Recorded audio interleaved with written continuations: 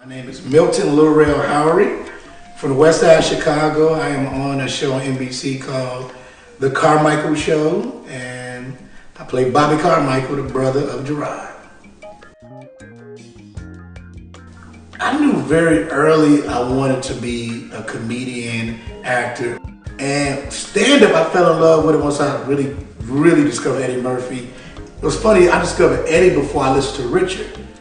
And then when I started listening to Rich, my dad had them old albums, and I was blown away. Like, oh, again, this is what Eddie Murphy got it. And it was like getting my mindset back to like just watching Delirious for the first time. It gives me chills because I just remember thinking this is the greatest thing I've ever seen in my life. I want to do this. I want to tell these type of stories.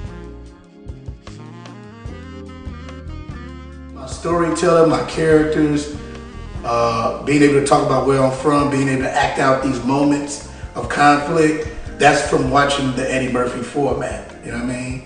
You introduce the character, you tell the scenario, and then you act it out. I stole a book from the library, and this is a true story. It was Richard Pryor's biography, Prior Convictions and Other Life Sentences. So I thought I took all the security things off the pages, and I guess it was one left. So me and this old lady walked out at the same time, but it went off, so I ran so I could hear that. I'm literally here to like stop her. Wait a minute, I ain't did nothing to nobody. And I'm just running as I go. Because I really wanted to read this book. I was reading it, I don't know why I stole it. It didn't make any sense. But that stolen, Rich, I still have that same book. I still got it, like the same exact. You can see the page where it's torn out. I tore the security thing out.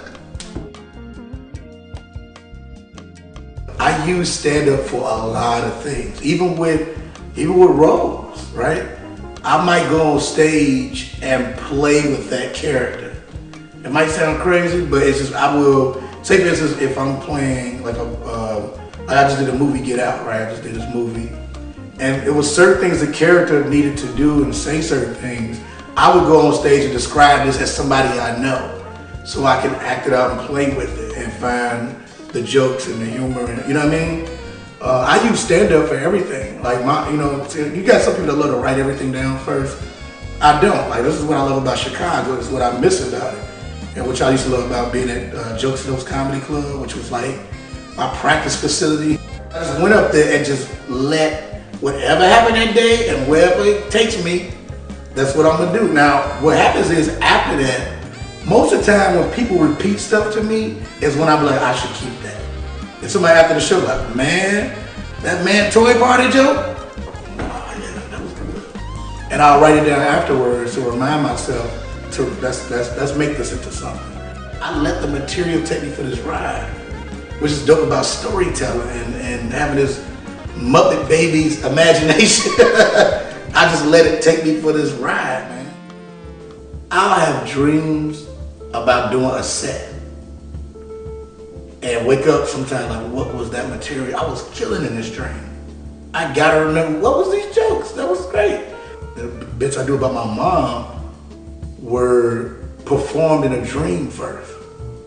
And I just like, okay, I gotta tell the story because it ripped in a dream. Which I'm like, first of all, that's crazy because I'm like, it's a dream audience. I mean, they real, like this might be laughing. It's your dream, so they gonna laugh at your jokes, right?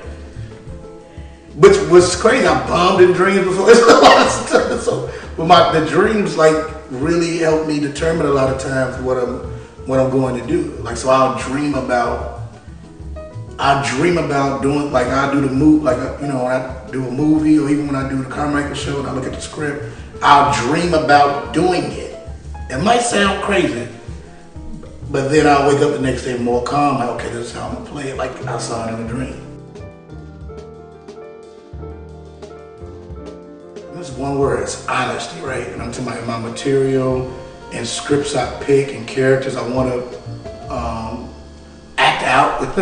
It's this honesty, which is why I love doing the Carmichael Show. It is honesty. That's an honest family conversation. We not sugarcoating anything. Same thing with my stand-up. As much as people love to localize you, especially if you talk about where you're from and stuff like that. I felt like me representing Chicago and everything I do made me stand out. It was something that was, I remember like other comics, older comics before me, telling me that, oh, you can't keep just doing all the Chicago material. Ain't nobody else gonna get it, it's local, blah, blah, blah. My argument was, when you go to New York and LA, they talk about bodegas and all this other stuff, and we gotta listen to it, right? So I always think if you describe anything the right way, you know, you're able to talk about it. And I think the biggest thing I've done was describing my Chicago experience, and it has made me stand out. I think the more I start to do, and the more I'm like out in this thing, this Hollywood thing, you're not around the regular people we were most of the time. So sometimes I do feel like I'm in a box, where I'm not experienced of seeing certain things that I would see. Like if I'm in Chicago, I could go sit on the bus stop and maybe see a bunch of stuff. Random things, I'm like, oh, that's crazy. I gotta talk about that. When you kind of separate it from that, especially as you do well, it's kind of like, where do I get the material from now? You know what I mean? Because like I said, mine always came from an honest place. You know, so what happens is when you have that block, and for me, I gotta take some time to myself, or I gotta be around my people. So I will fly home and just hang out with everybody, and the juices will start running again. So my go-to thing is always to go home. Like if I'm, especially when I'm here, because you can, like I said, you can get caught up here and doing all this stuff, and everything's all extravagant and fun and all this other stuff. And I'm like, no, but I can't. I haven't thought. I need some new material. And I can't think of it here, because what am I talking about? Rain and all that, like, you know what I mean? Like, yeah, I'm getting in shape, everybody. This is funny. Nah. My material's maturing. It's because I have kids, I've been through a divorce, all this stuff. So now my material is also, I'm getting grown. You know what I mean? I'm really digging into some really deep things, which is, I've been excited, like since I've been on the road, the stuff I've been doing, I've been like, oh, bro, that was crazy. Can't believe you went on stage and talked about that. But that's where I'm at, you know what I mean? Emotionally, or wherever I'm at. I'm not one of those people, you know, I don't mind talking about hurt or whatever, because I think you help people by doing that. By finding humor in things that normally hurts.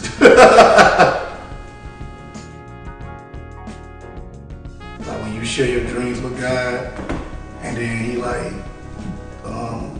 makes them clear, like the visions become clear, and then you actually see things come true. Like that inspires me to keep going, just because it's like, oh, you proved to me that dreams do come true, so there's no reason why I can't keep dreaming and wanting to do so many more other things. And then I look at my babies, right? My kids inspire me, and I like the way they look at me. You know what I mean? They look at me like I'm dope. And I remember my daughter wrote this card, she was 7. It wasn't Father's Day or nothing. I was dropping them off before I went to the airport. And she said, oh, Dad, wait, I got this card for you. Card, my birthday and that. And there's a card she made in class, and it was like, never stop believing. This little girl wrote this, because she just started to learn how to write. Never stop believing in yourself. Believe in your dreams. I'm very proud of you, and I love you. And I'm like, all right, I'll call you out when I get there. You know? And you know what? To do something like that means that whatever I'm doing is the right thing. And the last thing that really inspires me is thinking about a kid that's just like I was, being from the west side of Chicago, not knowing anybody that did this in my family, and you know, being an example of like, yo, just do it. It's like, don't overthink it. Just, this is what you dreamed of doing, do it. Especially if it's what you're supposed to do. Most of the time, whatever our gift is our purpose. I'm just thankful, man. I'm thankful for the process and the journey, And I'm real thankful to God let me be around these creative legends. And that's why I like about being on the Carmichael show right now. Gerard is one of them. He's gonna be that dude someday, because he's a thinker, he's a writer, puts the work in. And just even with the Get Out movie, Jordan Peele's the same. These guys are so creative, and I get a chance to work with, conversate with, break barrier with, create with. I'm beyond blessed.